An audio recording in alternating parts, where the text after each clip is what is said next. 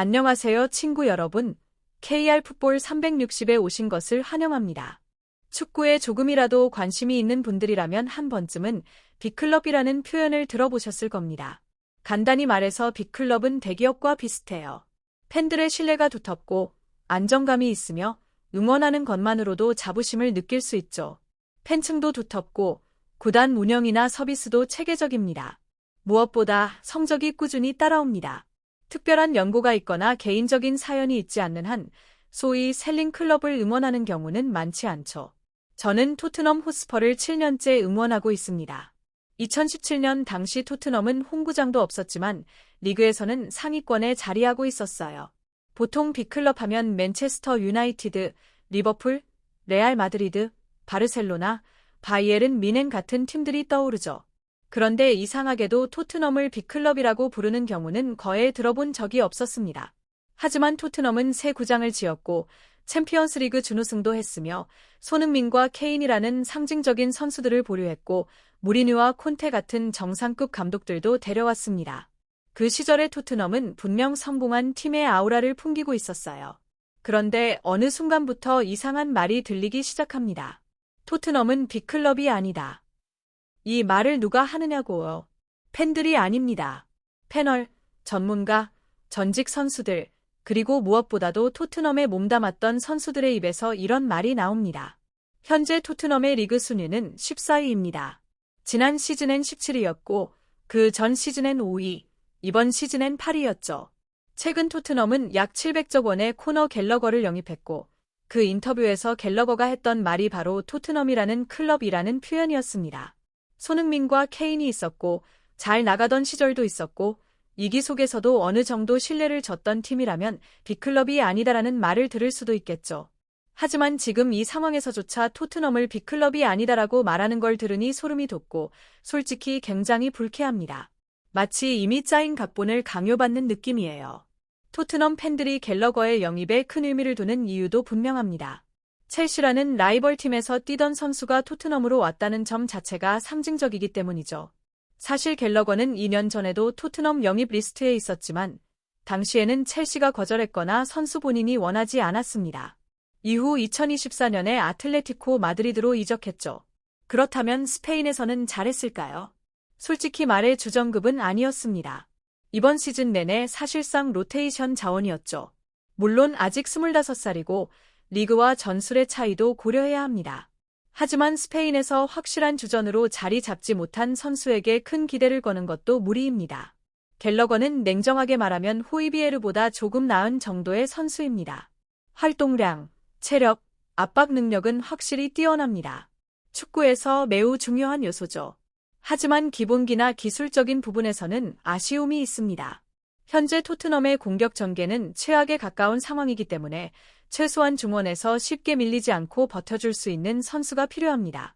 그런 의미에서 갤러거는 도움은 될 수 있는 선수 정도라고 보는 게 맞습니다. 그런데도 불구하고 갤러거의 토트넘은 빅클럽이 아니다라는 뉘앙스의 발언은 정말 불쾌했습니다. 솔직히 묻고 싶습니다. 수도에 있고 최신식 대형 구장을 갖춘 팀이 빅클럽이 아니면 도대체 뭐가 빅클럽인가요? 손흥민이 뛰고 있는 팀을 두고 지금 이 상황에서 빅클럽이 아니다라고 말하는 건 쉽게 받아들이기 어렵습니다. 설령 빅클럽이 아니라 해도 응원할 수는 있습니다. 하지만 그건 팬의 선택이지 외부에서 낙인 찍듯 말할 문제는 아니죠.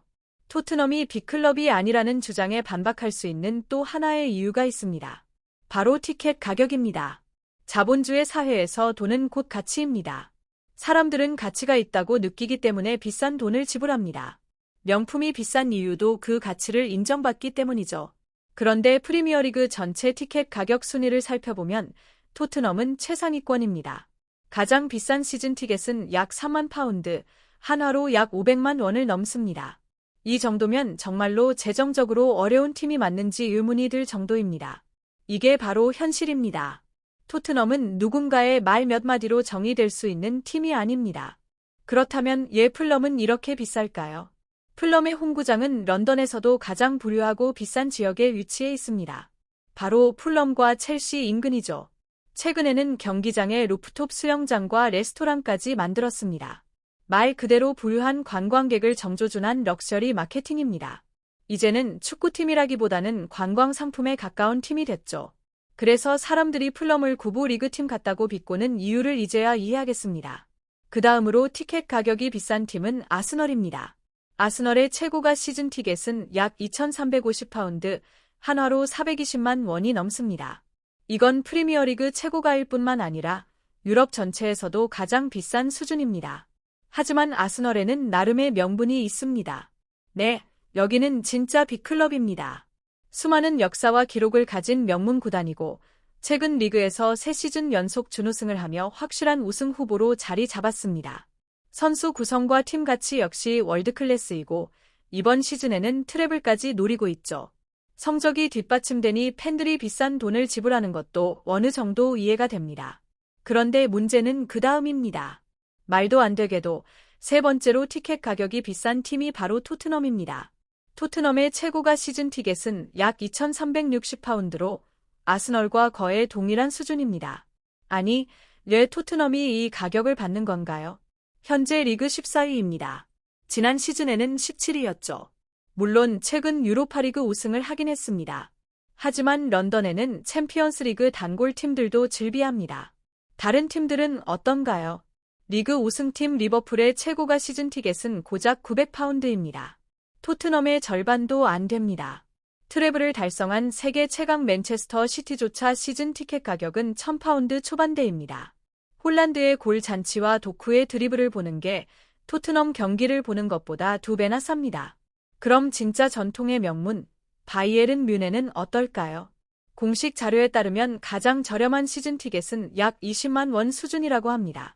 축구는 부자의 전유물이 되어서는 안 된다는 철학을 지키며 팬들을 위해 가격을 억제하고 있습니다. 이게 바로 진짜 빅클럽의 본질이죠. 반면 토트넘 호스퍼는 새 구장을 지었다는 이유로 상황은 전혀 고려하지 않은 채 가격만 미친 듯이 올리고 있습니다.